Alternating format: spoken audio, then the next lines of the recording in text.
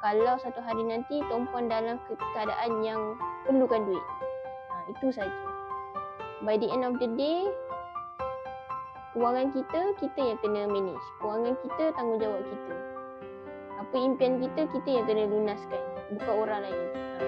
Contohlah, saya bagi analogi macam tu. Tak ada ilmu, tak faham, tak belajar contohnya kan, tuan-puan rasa rugi. Terima kasih di Diamond yang like saya punya live. Semoga dimurahkan rezeki. Okay? Macam mana? Okay? So, hari ni kita cerita cover topik tentang spread. Okay?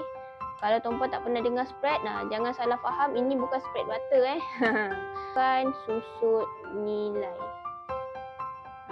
Okay? Kenapa? Sebab emas dia tak pernah jatuh kosong. Jadi dia tidak sesuai untuk kita panggil sebagai susut nilai. Benda yang susut nilai sebagai contoh handphone, sebagai contoh kereta.